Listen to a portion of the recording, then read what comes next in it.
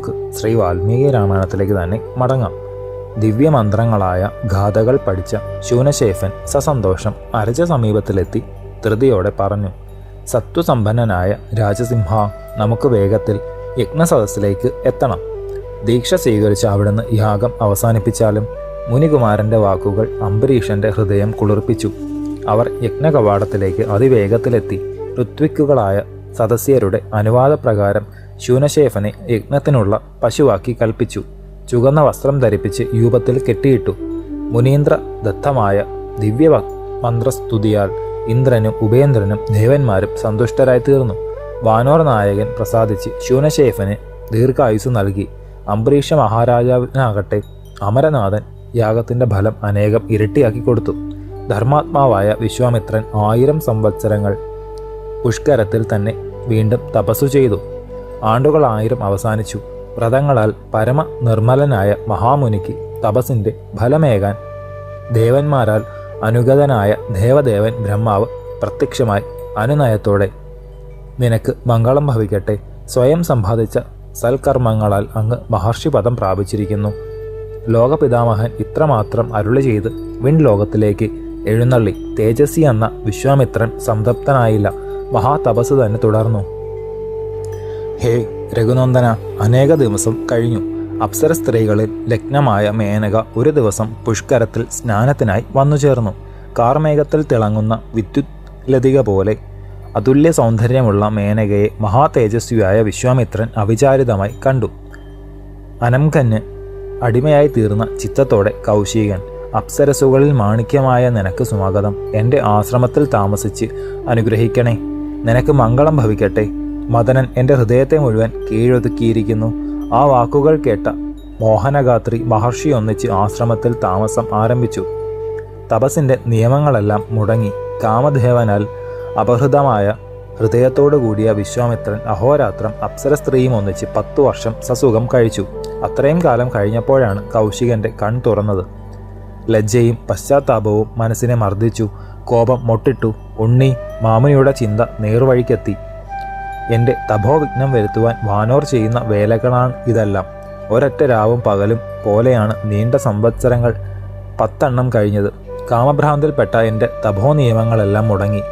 പശ്ചാത്താപമാകുന്ന തീച്ചൂളയിൽ വേവുന്ന ഹൃദയത്തോടെ നീണ്ട നീണ്ട വീർപ്പുകൾ ഇടുന്ന മഹർഷിവര്യൻ്റെ മുന്നിൽ മേനക പേടിച്ചരണ്ടു നിന്ന് കൈകൂപ്പി.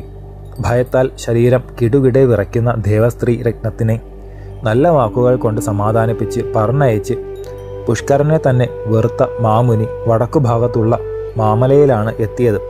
ബ്രഹ്മചര്യവ്രതം ഉറപ്പിച്ച് വിജയത്തിനാഗ്രഹിക്കുന്ന വിശ്വാമിത്രൻ കൗശകി നദീതീരത്തിലിരുന്ന് അത്യുഗ്രമായ തപസ് തുടങ്ങി.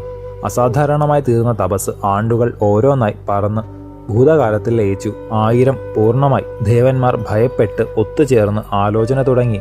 ലോകവിദാതാവ് അമരവരന്മാരുമൊന്നിച്ച് വിശ്വാമിത്ര പുരോഭാഗത്തിലെത്തി അരുളി ചെയ്തു: മഹർഷിവര്യനായ ഉണ്ണി, സ്വാഗതം. കൊടും തപസ്സിനാൽ ഞാൻ സംപ്രീതനായി. ഹേ കൗശിക, മഹത്വവും ഋഷിമുഖ്യത്വവും ഞാൻ തരുന്നു. ബ്രഹ്മദേവന്റെ അനുഗ്രഹവാക്കുകൾ കേട്ട വിശ്വാമിത്രൻ തൊഴുത് നമസ്കരിച്ച് സന്തോഷമോ സന്താപമോ ഇല്ലാതെ പറഞ്ഞു: അതുല്യമായ ബ്രഹ്മർഷി ശബ്ദം ഞാൻ ഇന്നുവരെ ചെയ്ത സുഹൃതകർമ്മങ്ങളാൽ അവിടുത്തെ തിരുമുഖത്തിൽ നിന്ന് ഉയർന്നുവെങ്കിൽ ഞാൻ കൃതാർത്ഥനായി.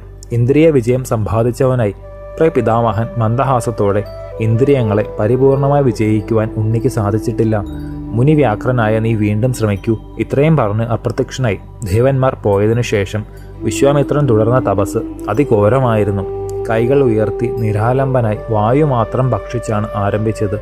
കൊടും വേനലിൽ 5 അഗ്നികളുടെ മധ്യത്തിൽ, വർഷകാലത്ത് തുറന്ന വെളിസ്ഥലത്തിൽ, ശിശിരകാലത്തിലാകട്ടെ ജലമധ്യത്തിൽ, ഇങ്ങനെ വർഷങ്ങൾ ഓരോന്നോരോന്നായി 1000 അവസാനിച്ചു. വിശ്വാമിത്ര മാമുനീന്ദ്രന്റെ മഹാതപസ് വാനവരെയും വാസവനെയും ഏറ്റവും പരിഭ്രമിപ്പിച്ചു. ദേവന്മാരോടുകൂടി ഇന്ദ്രൻ രംഭയെ സമീപിച്ച് ആത്മഹിതവും കൗശികന് അഹിതവുമായ വാക്കുകൾ ഇപ്രകാരം പറഞ്ഞു: സുരസുന്ദരിയായ രംഭേ, ഏറ്റവും മഹത്തായൊരു ദേവകാര്യം ഉടനെ ചെയ്യേണ്ടതുണ്ട്. എങ്ങനെയെങ്കിലും വിശ്വാമിത്രനെ പ്രലോഭിപ്പിച്ച് കാമവേശം ഉണ്ടാക്കണം. ബുദ്ധിമാനായ ദേവേന്ദ്രന്റെ നിർദ്ദേശം കേട്ട രംഭ ലജ്ജിച്ച് തല താഴ്ത്തി തൊഴുതുകൊണ്ട്: തമ്പുരാനെ അമരേന്ദ്ര, മഹാമുനിയായ വിശ്വാമിത്രൻ അതിഘോരനാണ്. ഏതൊരുവനും തടുക്കാൻ കഴിയാത്ത കോപം എൻ്റെ നേരെ അയച്ചേക്കും. സംശയമില്ല, അത്രമാത്രം ഭയമുള്ള എന്നിൽ അവിടുന്ന് പ്രസാദിക്കണേ. ഉണ്ണി രാമ കൈകൂപ്പി പേടിച്ചു വിറയ്ക്കുന്ന രംഭയോട് ഉംബർകോൻ വീണ്ടും പറഞ്ഞു. രംഭേ, ഭയപ്പെടേണ്ട, നിനക്ക് മംഗളമുണ്ടാകട്ടെ. എൻ്റെ നിർദ്ദേശം അനുസരിക്കൂ. മധുരമോഹനമായ മധുമാസം ആശ്രമ പരിസരത്തിൽ എത്തിക്കഴിഞ്ഞു. പുഷ്പ പരിഭൂഷിതങ്ങളായ മാമരക്കൊമ്പുകളിൽ ഇരുന്ന് ഹൃദയഹാരികളായ ഗാനങ്ങളെ കുയിലുകൾ ആലപിക്കും. കന്ദർപ്പനോടുകൂടി ഞാൻ നിന്റെ സഹായത്തിന് എപ്പോഴും സമീപത്ത് ഉണ്ടായിരിക്കും. കാമനീയാംഗിയായ നീ ഒന്നുകൂടി അലങ്കരിക്കൂ. അതുല്യമായ സൗന്ദര്യം 10 ഇരട്ടിയായി പ്രശോഭിക്കട്ടെ. കൊടും തപസ്സിലിരിക്കുന്ന കൗശികന്റെ ഹൃദയം ചഞ്ചലമാക്കണം. ദേവനാഥന്റെ നിർദ്ദേശം രംഭയെ അല്പം ആശ്വസിപ്പിച്ചു. ആ ദേവലളിത അലങ്കാരങ്ങളെ കൊണ്ട് സർവമോഹിതനായി മൃദുമന്ദഹാസം പൊഴിച്ചുകൊണ്ട് വിശ്വാമിത്ര മുനിയുടെ അടുത്തെത്തി. ശേഷം ചരിതം നമുക്ക് അടുത്ത ഭാഗത്തിലൂടെ കാണാം. ഗുരുപാദങ്ങളിൽ സാഷ്ടാംഗ പ്രണാമത്തോടെ നമസ്കാരം.